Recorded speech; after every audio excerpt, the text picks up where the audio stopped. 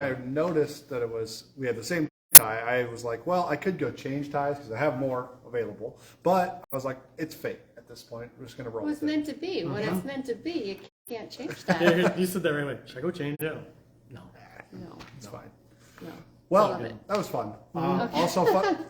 Oh, wait, that's not why we're here? Just to talk about your guys' Also, ties? it's Valentine's Day, and the day is starting out pretty sweet, but as we go throughout the day, Jared, things Turns change. a little bitter. I want to break up with the weather.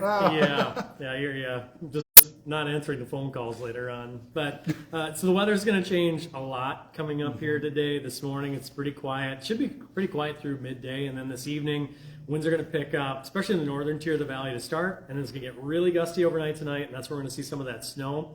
I'm kind of seeing most of the valley anywhere from around a trace to 3 inches, a little bit more snow in the south. Through Lakes area and then up into northern Minnesota, but it's really not going to be again about the amount of snow. It's going to be the wind and that light snow combo. So it whips it around. Whiteout conditions tonight, blowing snow tomorrow morning for the commute. I don't think it's going to be snowing tomorrow morning during the morning, even during our show. It'll probably be right at the tail ends, but it's going to be blowing around. So visibility may be an issue, and it's going to be kind of open countryside area situation. And then it's going to be cold again. It's going to be kind of a slap in the face, like, hey, it's still winter. Yeah. Hey. Just a reminder. Hey, you know, you've enjoyed here. these 30s? Well, how about some single digits and sub-zero feel? Haven't gone anywhere yet. Old man winter. Yes. Sticking around for a while. Yeah, and then if you're wondering about the extended forecast, kind of looks just like a wavy pattern. So we're going to get a couple warm days, then we'll get a couple cool days, and that may be the whole rest of February here that way. So, and our warmer days are landing on the weekend. So Nice. kind of nicer. That's very nice. Cool. Okay, well, thank you, Jared. Yeah. Happy Valentine's Day. See you guys. Appreciate it. All right, some big stories locally this morning. Let's start with our breaking news we had on First News. The Minnesota BCA and the Windham Police Department are asking for your help finding a man who they believe is to be armed and dangerous. It's 58-year-old Ralph Atman. He was scheduled to be in court yesterday. He did not show up. He was going to trial for a homicide case, but posted bail after he was charged, so he was out of jail.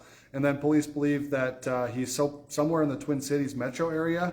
However, he of course can travel pretty quickly, so it's not guaranteed. He is 5 foot 10 inches tall with hazel-colored eyes. He's also bald. If you have any information about where Atman could be, you are asked to call the Windham Police. But a warning, do not approach him as he is believed to be armed with a handgun and an AR-15. So just call police if you see him. Okay. Right now, several county sheriffs in Minnesota are taking a stance against a proposed gun bill in the state. It would require a gun to be stored, unloaded, with a locking device, and also separately from ammunition. This bill has caused an uproar between lawmakers and law enforcement, but Democratic authors of this bill say there will be some exceptions, like putting a loaded gun in a quick open safe. They say, however, the purpose of this bill is to prevent kids, people who are suicidal, and burglars all from getting their hands on loaded guns. So we've been hearing from a couple of different sheriffs throughout the state of Minnesota. They're saying that this is a violation of the Second Amendment. They also point out in their counties, response times might be a little slower, could go up to like 30 minutes to an hour before they could even get there. So stay tuned, a lot more debate on the way on that bill. Absolutely. All right, right now the nephew of a polygamist cult leader from Utah is behind bars after he was found in Ward County, North Dakota. He spent nearly a month on the run from authorities, that being 54-year-old Heber Jeffs. He is accused of kidnapping his 10-year-old niece back in December. Federal agents were finally able to catch up with him and arrest him on Saturday. He's now being held at the Minot City Jail. The niece, in case you're wondering, was found safe in the situation, but court documents show that the girl was in Jeff's care after her parents divorced when she was just an infant. Now, this is where things get kind of interesting. Investigators say Jeffs later cut ties in contact with the girl's mother in August at the orders of his uncle, Warren Jeffs. Now, Warren was the president of the Fundamentalist Church of Jesus Christ of the Latter-day Saints.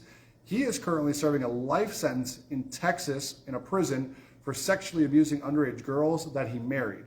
Now, WDAY, we're still working to learn when his nephew, that being Heber, will be extradited back to Utah to face a judge. We know it's probably within a couple of days, because I think, I read somewhere, I think they have 10 days to do it, but I would imagine they're going to want to get here and get him back and get this resolved for sure. Also, new this morning, we now know there were no injuries after a coal fire that broke out at Mayville State University. That fire started late Saturday night, lasted into the early hours of Sunday morning. Firefighters responded to that fire inside a bin on campus. It took crews about 2 hours to stabilize the temperature of the coal. It had actually reached 700 degrees, so that's crazy. We're still working to find out how much damage was done from that fire, so stay with WDAY for updates. Big deal in the community of Crookston today, as voters will decide on an almost $5 million athletic complex project. It's something that community does not currently have for its sports programs. And it would be a pretty big complex. It'd be costing about $5 million. Now, previously, they had a vote on the similar complex. It was going to be a price tag of $4 million. Well, that failed back in August by a slim margin of just 9 votes. School officials say that this new price tag of $5 million comes from higher material and labor costs with inflation. Now, some people say that this complex would, of course, help the athletes and be an attraction and bring people to the community, but others are concerned about the school's debt and that they say the school has not been honest about the whole process. So there's kind of a gridlock there in the community. But if the project is approved, it would give Crookston home fields for football, track, soccer, and softball. The breaking news right now that a lot of people are talking about, at least 3 people have died, 5 others are injured after a mass shooting at Michigan State University. Shootings took place in 2 different locations on campus. The first one at Berkeley Hall, it's an academic building. The second one at the Michigan State Union building. The first one started around 8 o'clock. That's where police say they found several shooting victims. Of course, a scary scene. We did see some video that students had taken. We do know a shelter-in-place order was put into place immediately while officers were trying to find the shooter. Hours-long search. Didn't take here like 100 officers were on campus very fast as well. The suspect was found off campus eventually and had apparently died from a self-inflicted gunshot wound. But of course, still a lot of questions today as to the motive, and of course the people who were injured in critical condition, I believe, as well at the hospital. I think we reported 5 injured people this morning, all in critical condition. So wishing them the best in a recovery and hoping to find out some answers as to what all happened there. All right, hard turn here, but of course today is Valentine's Day. Love is in the air. But it's not just a holiday for your significant others anymore. It also includes showing some love to your friends, your family, and of course, your pets, because they need a little love too.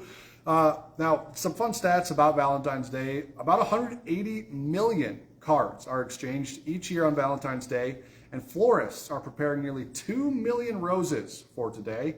And the average person is expected to spend more than $100 showering their loved one with those special gifts. I went to the grocery store last night to get some Valentines for my daughters. My husband was with me. He's like, don't buy me a card, I'm with you. Like, that doesn't even make any sense.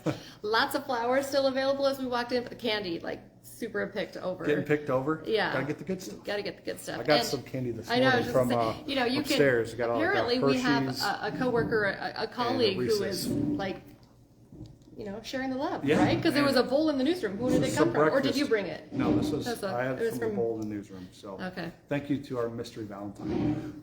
Yeah, it was not me, but I appreciate it too. I had some Starburst on my way down.